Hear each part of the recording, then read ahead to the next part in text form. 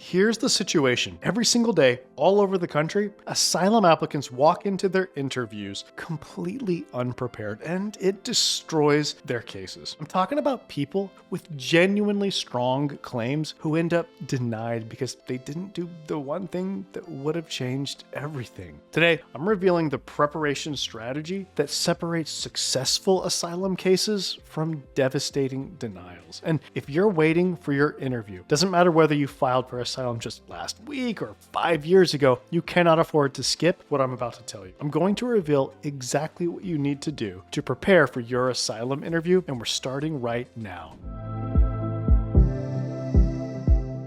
I'm Brian Manning, and I spent 11 years working for the government's two main agencies for asylum and refugee matters. But now, as an asylum lawyer, well, I help immigrants all over the country to secure their future in America through asylum. Let me know in the comments if you've got an asylum case pending, or maybe you're considering applying. And listen, I'd especially like to hear from you if you've been waiting for an asylum interview for multiple years. Let me know in the comments how long you've been waiting. Your asylum interview is your one opportunity. Everything that you've hoped for, everything that you've sacrificed, your entire future in the United States. It all comes down to a few hours in front of an asylum officer. And I can tell you from having adjudicated thousands of immigration applications during my time with the government, most people show up completely unprepared. I've watched strong cases fall apart because applicants couldn't tell their story clearly. I've seen deserving people get denied because they hadn't practiced answering difficult questions. You see, the most heartbreaking cases are the ones where you can see the person is telling the truth. They have a real claim, but they're so nervous, so unprepared that they just can't communicate it effectively. Their story comes out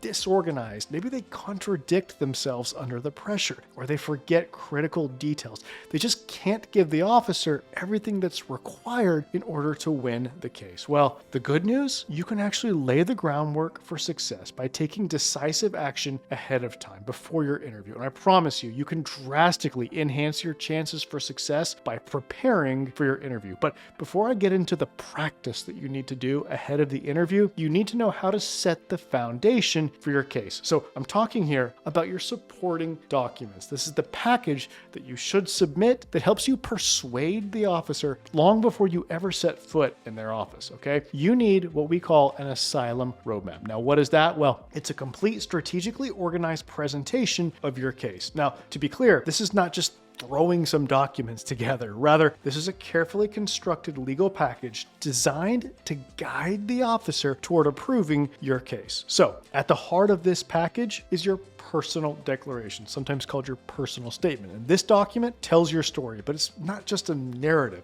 It's a strategic guidepost that gives the officer the information they need in order to see that you meet all of the asylum eligibility requirements. Now, every sentence needs to serve a purpose. Every detail needs to connect to the specific requirements for asylum eligibility. So think of it this way. You're building a case piece by piece, showing exactly why you cannot return to your home country and how you meet each legal requirement for asylum. This declaration, it's the foundation of everything, and it can really make a difference if it's done well. Okay, you'll also want supporting evidence. This is documentation that backs up what you're claiming. Now, this could include things like medical records, photographs, threatening messages, maybe police reports, really anything that provides concrete proof. But here's something really critical. Don't panic if you don't have extensive evidence, okay? I've seen successful cases with minimal evidence, and in fact, some with none at all. It is possible to win without evidence. Now look, what matters is the quality and relevance of the evidence that you do have. Remember, one powerful document beats a pile of weak ones every time. Okay,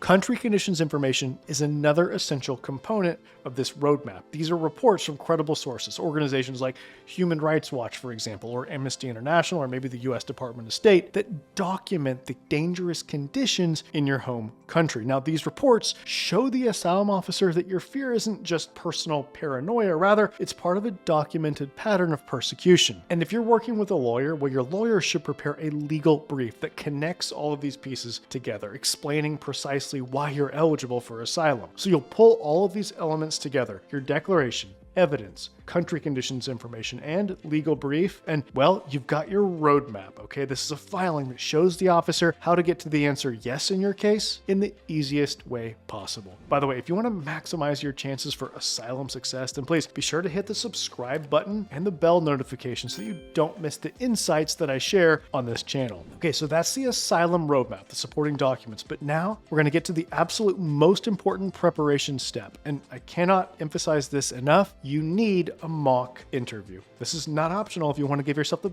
best possible chance for success. You see, the roadmap that we just went over, it's helpful, it's good, but honestly, its importance pales in comparison to what you say on the day of your interview. How you explain your case and how you answer tough questions, or maybe even hostile questions, is by far the biggest factor in deciding your fate. Now, the good news is that you can practice for this. You can go into your interview with confidence, feeling prepared to do an outstanding job with this testimony. And there's no better way to achieve this than through a practice interview. A mock interview is a realistic simulation of your actual asylum interview. It's where you practice answering the asylum officer's questions under pressure. And it's where you learn to handle interruptions, challenges, and skeptical questioning. During my time as an immigration officer with the government, the difference was obvious. The people who had practiced, who knew their story backward and forward, who could handle the pressure, well, those were the ones who succeeded. And you got to understand, an asylum interview is not a friendly conversation. Rather, it's an intensive, structured examination designed to test every aspect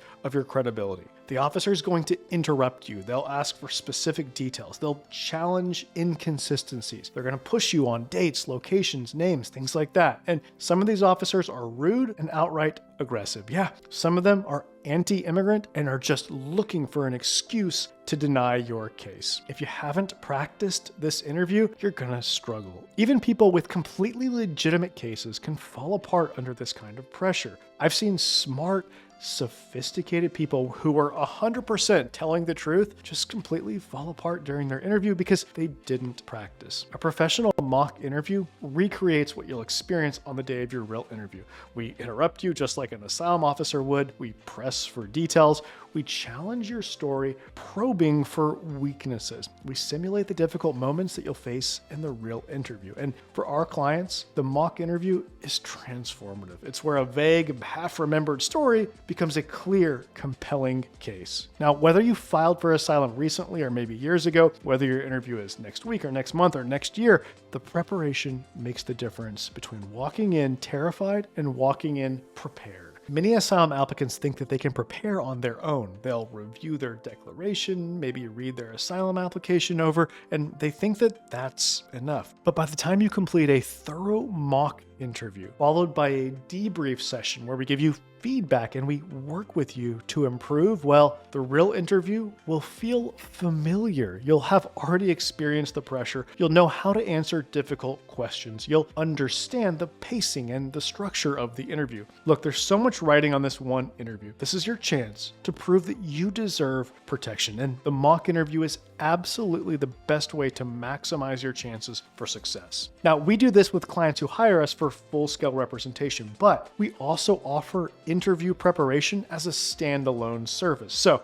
even if you're not in a position to hire us for full-scale representation, we can still support you through our mock interview process. If you're ready to take the next step and get help with your asylum case, then please call my office today. That number is 713-909-0401. And remember, we help people all over the country, so it doesn't matter where you live. Call us right now to schedule an asylum strategy session so that we can help you to secure your future in America through asylum. Again, I'm Brian Manning, and it's truly an honor to support you in your asylum journey.